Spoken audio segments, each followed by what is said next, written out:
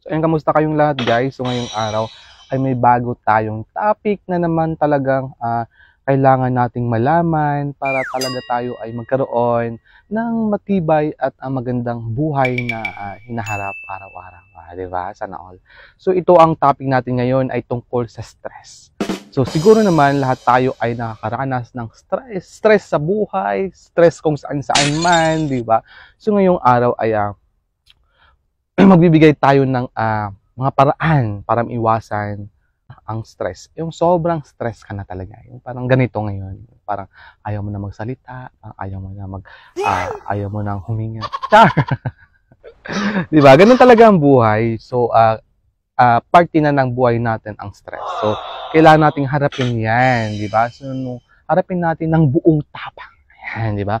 So, ngayong araw ay bibigyan ko kayo ng mga paraan para maiwasan ng stress. So, ito ay galing sa ating pag-research, paghalungkat sa mundo ng mga taong talaga namang nagbibigay sa atin ng pag-aaral, nagbibigay sa atin ng leksyon, nagbibigay sa atin ng mga palatandaan na talaga namang pinag-aralan nila. So, diba? So, ito ay ibibigay natin sa inyo. Ayan.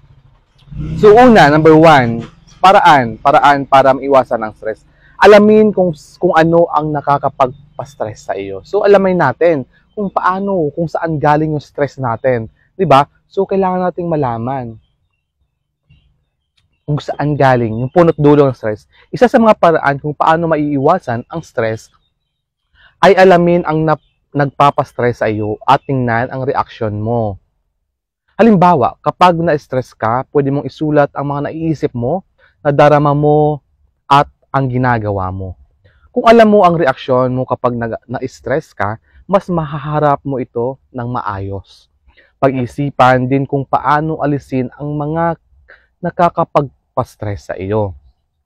Kung imposible ito, gumawa ng paraan para mabawasan ang epekto sa iyo ng stress. Pwede mong pag-isipan kung paano mo mapapagaan ang isang gawain o aayusin ang schedule mo. Number 2, baguhin ang pananaw mo. Baka ang nakakapagpa-stress sa iyo ay hindi naman ang nakakapag-stress sa iba. Kaya depende iyan sa pananaw ng isa. Narito ang ilang mga hakbang na makakatulong sa pagbabago ng iyong pananaw. Una, huwag agad isiping masama ang motibo ng iba. Halimbawa, may sumingit sa iyo sa pila. Kung iisipin mong kabastusan iyon, maiinis ka lang. Bakit hindi mo isiping may maganda siyang dahilan? Diba? Hindi lahat ng, katulad nung sa pila, hindi lahat ng nagsisiksik ay talaga namang masama ang intensyon. Minsan siguro may inalo lang, may hinahabol na oras, may importanteng pupuntahan, di ba? So wag mo isipin na na ano 'yon, na sobrang stress. Ayan. Pangalawa, lawakan ang iyong pananaw. Tanungin ang sarili, mas malala kaya ang problemang ito bukas o sa susunod na mga linggo. Alamin kung ang problema ay simple at pansamantala. O kung magiging malaking problema sa hinaharap.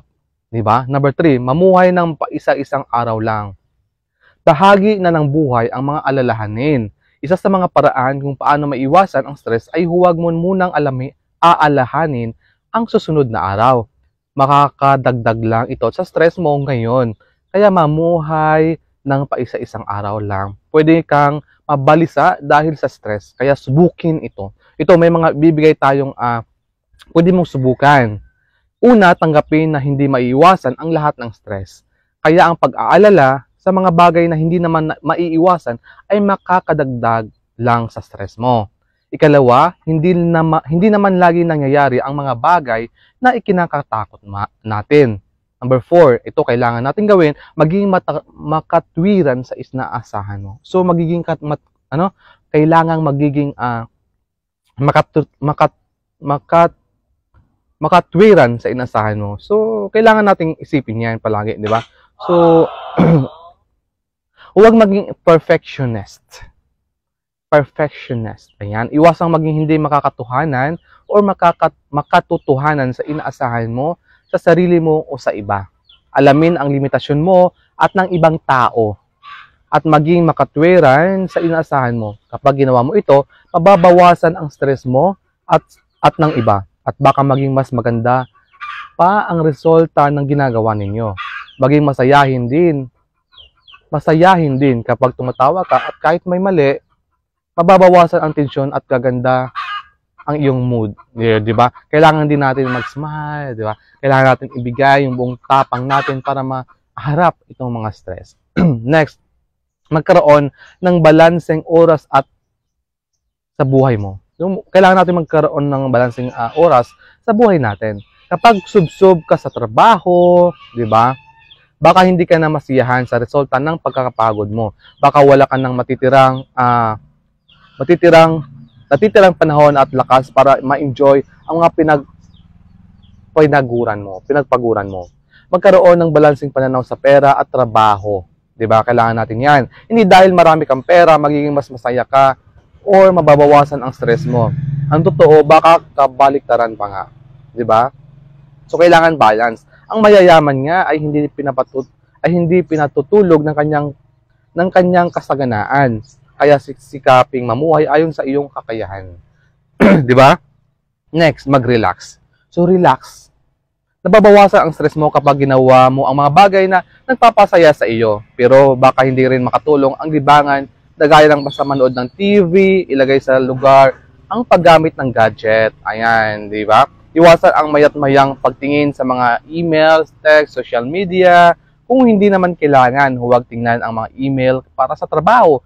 Kung hindi naman oras ng trabaho, baka kasi magkakaroon ka lang ng stress sa iyong buhay, trabaho, di ba? Siguro ang daming problema sa opisina, sinesend sa iyo, di ba, via email. Ayan. Next, alagaan ang sarili.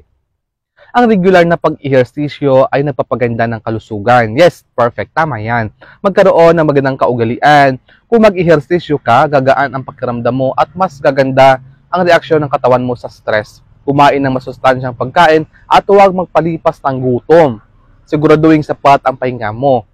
Iwasan ang nakakasamang solusyon, di ba? Iwasan ang nakakasamang solusyon sa stress gaya ng paninigarilyo at pag-aabuso sa droga at alkohol. Habang tumatagal, lalo ka lang ma-stress dahil posibleng sirain ito ang kalusugan mo at ubusin ang naiipon mong pera. Magpatingin sa isang eksperto kapag lumala ang stress mo. Kasi pupunta ito sa depresyon na hindi naman natin kailangang harapin. Diba? Kung ito ay lumala. Hindi ka dapat mahiyang magpatulong sa mga doktor. Diba? Kailangan natin magpatingin sa specialist, eksperto sa mga bagay na tinatawag nating stress ngayon. Next, magtakda ng iyong mga prioridad. Pag-isipang mabuti ang iyong mga prioridad, ilista ang mga gawain mo, depende sa kung ano ang pinakamahalaga. Makakatulong sa iyo na mag-focus ka sa mga mahalagang gawain. Makita mo rin kung alin ang hindi kailangan gawin ang pwede mong ipagawa sa iba o ang hindi mo kailangan gawin. Next, huwag mahiyang humingi ng tulong. Ang mabait na kasalita ay hindi nakapagpagaan ng loob mo. Makipag-usap sa taong nakakaunawa sa iyo. Ayan, di ba? Tingnan ang isang problema bilang challenge o oportunidad. So, di ba? Tingnan natin ito bilang isang oportunidad na talaga namang makakatulong sa ating buhay. Imbes na malungkot at paghinaan ng loob sa mga problemang dumadating sa iyo, ay isipin mong ito ay isang pagsubok lang na kaya mong lagpasan. So, kailangan nating isipin na malalagpasan natin lahat ng problemang dumadaan sa atin. Huwag nating igawing stress. Diba? So, pagkatapos nito ay may mga magagandang bagay kang mararanasan at matutunan bilang kapalit. Sa ganitong paraan ay hindi ka masyadong magsi-self-pity at maninisi ng iba sa iyong mga nararanasan ngayon. Diba? So, kailangan lang natin bigyan ng magandang pananaw sa buhay, itong maaliwalas na pag-iisip para tayo ay makapag-isip palagi ng magandang solusyon sa ating problema, sa ating stress na ating dinadanas ngayon. So ayun guys, thank you so much sa pagsama na naman. Sana bigyan ko kayo ng magandang topic ngayong araw na. Thank you so much everyone. Salamat sa pagsama. Ito nga po ulit ang nag-iisang boy and share ko na gandahan kayo sa aking mga topic. Bye bye. See you again soon. Ingat tayong lahat.